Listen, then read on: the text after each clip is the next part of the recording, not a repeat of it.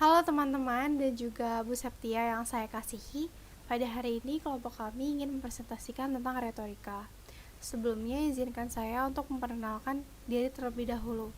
Nama saya Mutiara Sangdewi Wijaya, bisa dipanggil Mutiara. Oke, baik. Retorika merupakan bagaimana cara kita menyampaikan suatu pesan atau apa yang kita pikirkan agar bisa tersampaikan dengan baik kepada audiens. Nah, berikut akan saya bahas di sini. Nah, retorika merupakan ilmu dan seni dalam berbicara, mengatur komposisi kata. Maksud dari sini adalah retorika itu memiliki cara tersendiri untuk mempersuasikan para khalayak dan untuk mengajak mereka agar mereka bisa mengerti apa yang kita maksud. Nah, Aristoteles juga berkata bahwa retorika tersendiri itu merupakan seni. Nah, seni untuk mengajak para khalayak. Nah, juga di sini kita masuk ke tradisi retoris. Tradisi retoris itu ada dua arti. Yang pertama itu secara sempit. Secara sempit itu dia hanya berbicara, lalu yang secara luas itu berdasarkan tata cara berbicara atau tata bahasa. Nah, dalam tradisi retoris atau kultur itu ada aspek pembuatan simbol. Jadi pada saat kita berbicara itu ada pesan atau simbol yang dimaksud. Nah, maksudnya itu adalah misalkan kita pakai presentasi atau mungkin secara visual agar lebih mudah untuk kita berbicara. Nah, ada pun varian dari tradisi. Yang pertama ada era klasik. Era klasik ini ada dua aliran. Aliran yang pertama ada Sophie, yaitu cara kita berargumen namun tidak memakai kebenaran yang ada atau tidak absolut. Nah, tetapi kalau misalkan filosif itu dia berdasarkan kebenaran yang ada, absolut atau tindak nyata, sangat berbeda. Nah, kalau misalkan era abad pertengahan itu dia berdasarkan gaya. Jadi gaya setiap orang itu memiliki gaya yang berbeda-beda. Lalu kalau era Renaissance itu berdasarkan seni, seperti yang Aristoteles bilang. Nah, lalu ada yang pencerahan. Nah, pencerahan tersendiri itu merupakan citra. Jadi setiap orang memiliki citra pada saat public speaking. Lalu ada yang namanya era kontemporer. Era kontemporer ini memakai media massa. Misalkan contohnya kayak YouTube, proyektor, presentasi, pokoknya pakai media-media visual, misalkan kayak berita, televisi, itu juga termasuk era kontemporer. Lalu yang terakhir itu ada postmodernisme, itu memakai persepsi-persepsi yang berbeda. Maksudnya adalah bukan hanya persepsi setiap orang, tapi bagaimana cara kita untuk menyampaikan pesan itu berbeda-beda. Misalkan contoh Jokowi sama menteri, itu sangat berbeda pada saat mereka menyampaikan suatu pesan. Nah, lalu kita masuk ke sini, asumsi retorika. Asumsi retorika itu ada dua, yaitu ada bagaimana cara efektif kita untuk mengetahui khalayak kita siapa. Kita harus mempertimbangkan, entah itu mungkin pada saat kita melakukan public speaking, bisa jadi dia itu adalah seorang remaja, maksudnya para khalayaknya itu audiensnya adalah remaja, atau mungkin anak kecil, atau mungkin bisa jadi dia itu adalah bapak-bapak atau ibu-ibu, dan juga kaum terpelajar. Itu juga harus kita pertimbangkan. Lalu ada pembicara yang efektif menggunakan beberapa bukti dalam presentasi mereka. Misalkan dia ada beberapa bukti itu kayak pathos, ethos, logos. Nah, pathos itu merupakan bagaimana cara kita mengendalikan emosi pendengar. Lalu ethos itu merupakan karakteristik yang kita punya. Lalu logos itu merupakan sumber-sumber atau misalnya kita ingin menyampaikan pesan kayak narkoba misalnya. Nah, kita harus tahu sumbernya itu dari mana. Jadi tidak boleh asal-asalan memberikan suatu pesan seperti itu.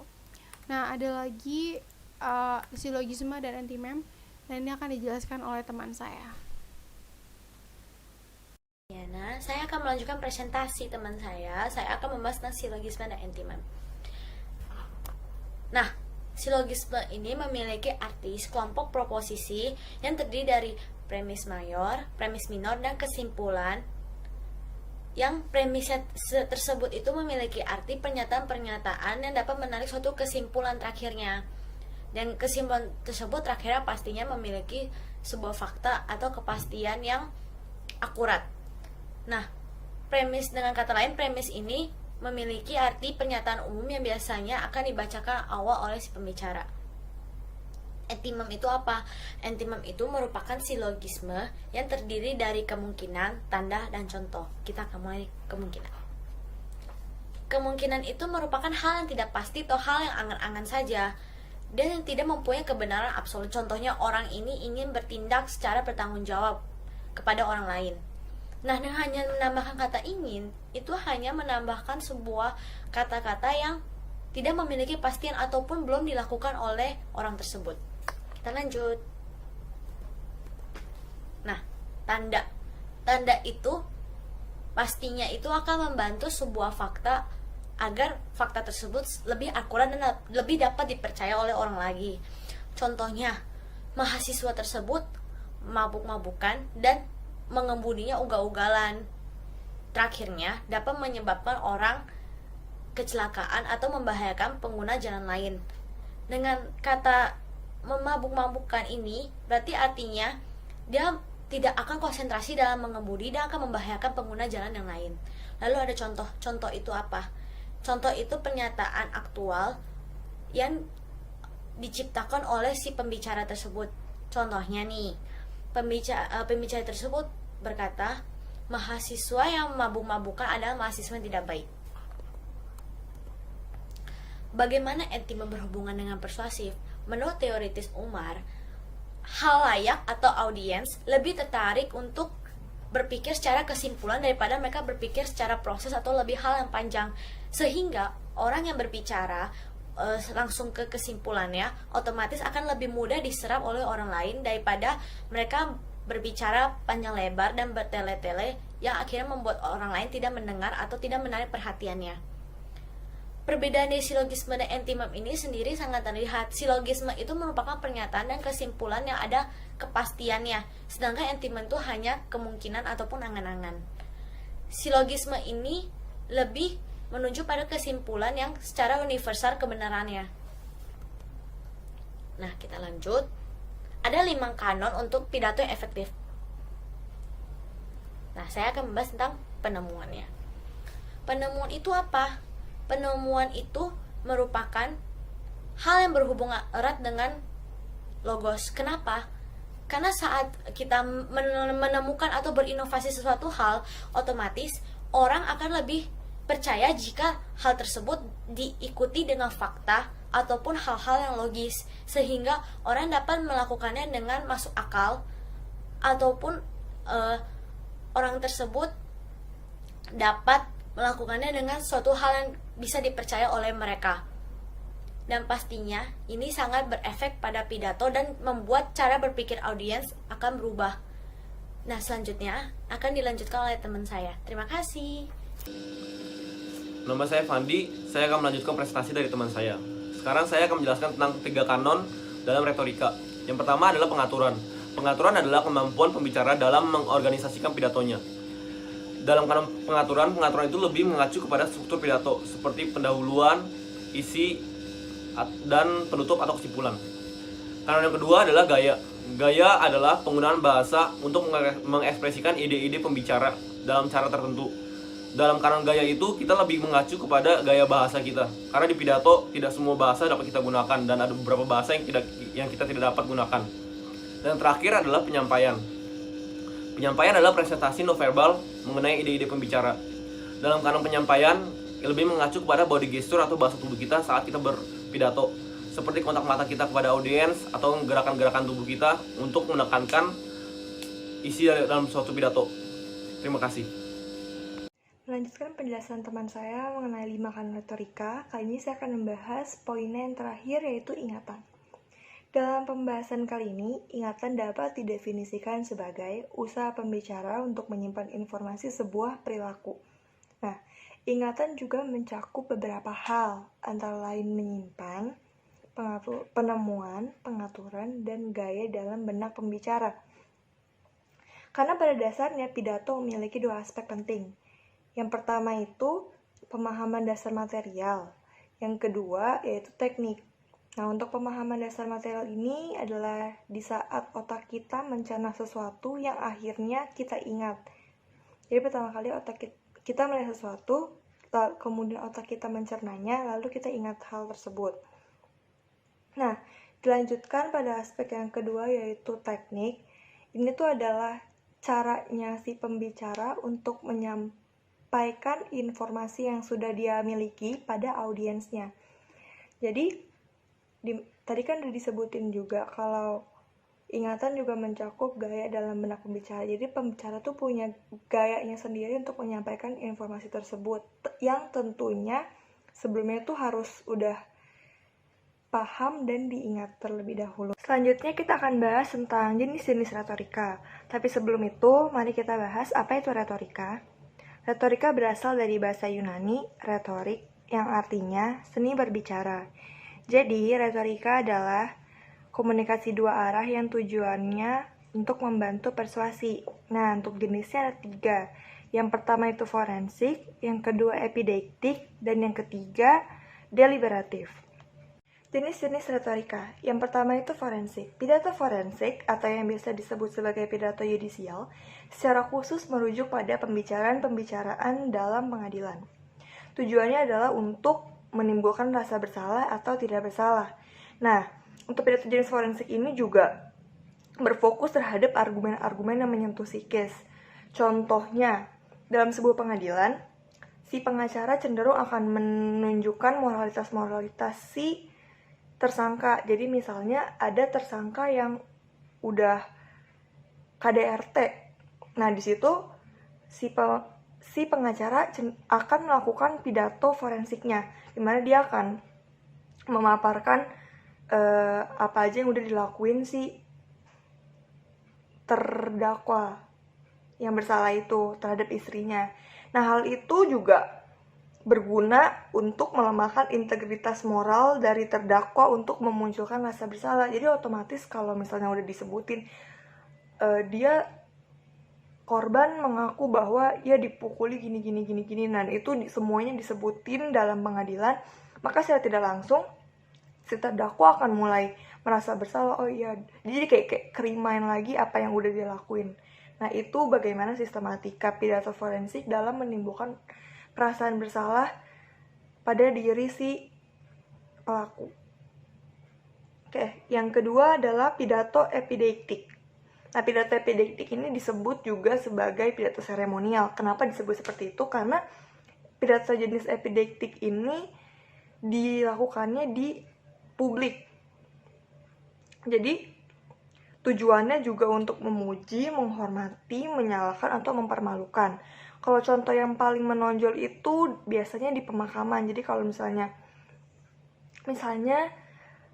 nenek kita meninggal, selama ia hidup, ia cenderung orang yang suka marah-marah, gak sabaran. Tapi gak mungkin dong kita saat diminta menceritakan kisah perjalanan hidup si nenek kita itu, kita bakal bilang, dia orang gini. Pasti kita cenderung akan memuji-muji dia orangnya sangat penyayang dan lain-lainnya gitu. Jenis retorika yang ketiga yaitu deliberatif. Pidato deliberatif atau yang biasa disebut sebagai pidato politis dipercaya dapat menghasilkan paling banyak perubahan dalam halayak. Kenapa kayak gitu? Karena retorika deliberatif dihubungkan dengan masa depan.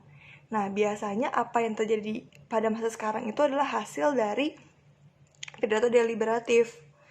Hasil dari usaha-usaha pembicara tersebut. Karena biasanya pembicara dalam pidato deliberatif itu emang orang-orang yang udah ahli. Topiknya pun biasanya yang relevan. Tapi nggak cuma relevan, topiknya juga memiliki keterkaitan secara personal dengan pembicaranya sendiri. Topik-topik yang biasanya dibahas dalam pidato deliberatif ini tuh seputar asuransi kesehatan, pajak, pendidikan, dan lain-lainnya. Contoh paling gampangnya itu misalnya asuransi. Seseorang yang mengkomunikasikan mengenai asuransi tersebut, suatu asuransi biasanya punya pengalaman sendiri. Nah, maka dari itu orang yang punya pengalaman cenderung akan lebih mudah influence orang lain untuk ikut dia. Jadi kayak level ngebujuk dia tuh jauh lebih tinggi karena satu, dia punya pengalaman.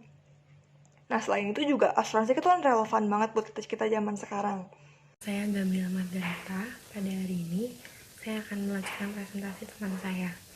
Yang pertama yang akan saya bahas adalah mengenai teorisme. Bagi sebagian orang, teori Aristoteles ini merupakan suatu teori yang paling heuristik. Heuristik ini artinya seni dan ilmu pengetahuan yang paling berhubungan dengan suatu penemuan. Yang kedua, saya akan membahas mengenai konsistensi logis. Terdapat beberapa kritik terhadap retorika Aristoteles ini. Yang pertama, ada kritik mengenai kontradiksi dan takoheresi. Ada 3 tokoh. Yang pertama ini adalah Charles Mars pada tahun 2006. Beliau melaporkan bahwa kritik mengenai etos yang diungkapkan oleh Aristoteles. Yang kedua ada Lord pada tahun 1994. Beliau mengatakan bahwa dalam mengembangkan teorinya, Aristoteles ini terlalu menekankan pada emosi audiens. Yang ketiga ada John Cooper pada tahun 1996. Beliau mengatakan bahwa Aristoteles ini hanya merespon terhadap kaum sofis pada masa itu. Yang kedua ada kritik mengenai konsistensi logis. Yang pertama ada Neil pada tahun 2013. Ia mengatakan bahwa retorika cenderung merupakan suatu catatan yang tidak teratur.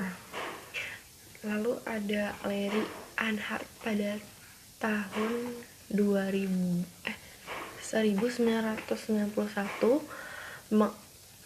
mengatakan bahwa Aristoteles menggunakan istilah-istilah yang kurang tepat sehingga para audiens atau para pendengarnya seringkali bisa mengartikannya dengan lebih luas. Jadi ada